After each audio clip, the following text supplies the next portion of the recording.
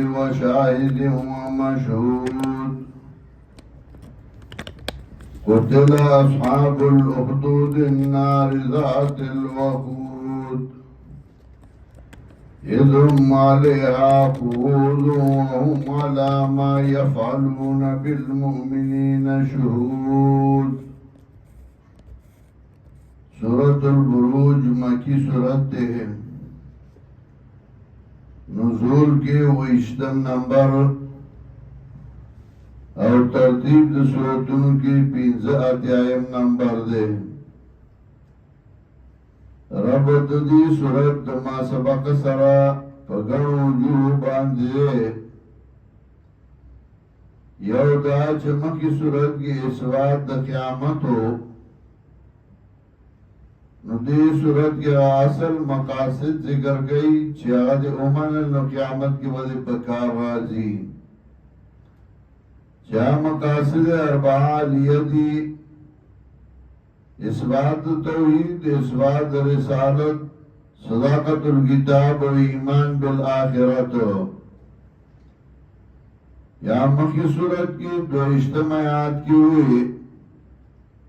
بل الذین کفروا یکذبون. نو دی صورت کی پائی باندې ترقی دا بل الذین کفروا فی تکذیب چه کافران نوی تکذیب کئی دا قیامت اور قیامت نمانی. صورت کی بشارت ورگئی مومنان تا اور تخفیف ورگئی منکرین تا. صورت کی یوسو خبر اہم بیانی یو شواہد سلاسہ پا اسوات توحید باندے اور تذکیر بی ایام اللہ چا اللہ عذابون ورکڑی چا دا اللہ خلاف کرے اور نعمتون کڑی باغ چا دا اللہ تابداری کڑی دا اور تخفیف ورگئی منکرین تا بشارت ورگئی مومنان تا او حلاکت امم سابقہ و سرات تخفیف اخروی ورگئی چوگنا دا پخوانی شاگئی نافرمانی کروان وغی اللہ تباہ کرل لکا اصحاب الاخدود. اصحاب الاخدود غیدہ علاقہ پخوائی یمن کے وا اس سعودی عرب کے دا کلچ سرے خمیس مشید نمخ یلار شید افغانا بیادی علاقہ رازی غرب لمنہ کی دی علاقہ دا وکورونا روان شوی دا غیق کندرات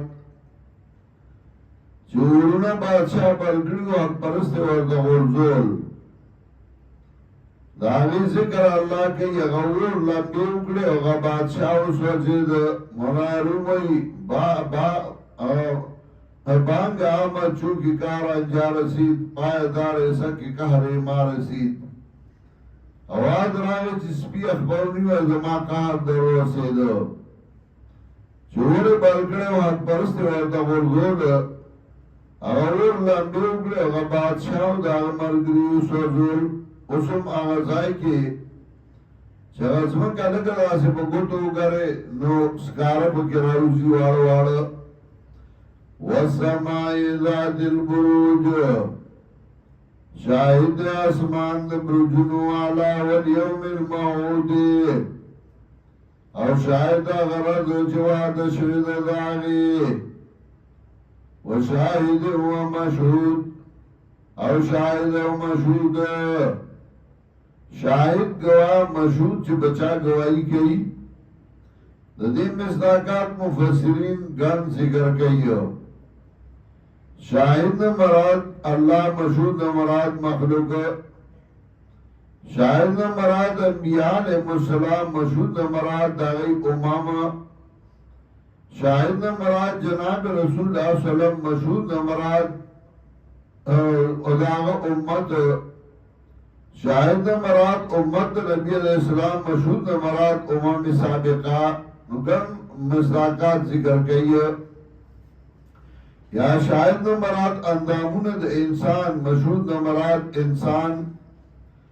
چلا سوفیر پہ گواہی کئی یوم تشہد علیہم ارجلہم وشاهد ومشهود وشاهد ومشهود قتل اصحاب الأخدود پلانت کے شوغ خندقون والا النار ذات الوقود دا بدل دے اصحاب الأخدود نا النار ذات الوقود دا غور والا چخاوند لمبو اذم علیہ قود کلا چودئی بدے باندے ناستو تماشے دے پارا تماشے کو لوگ پر سے گل وهم على ما يفعلون بالمؤمنين شهود او دای باغ باندې چې کولې د مؤمنانو سره حاضرو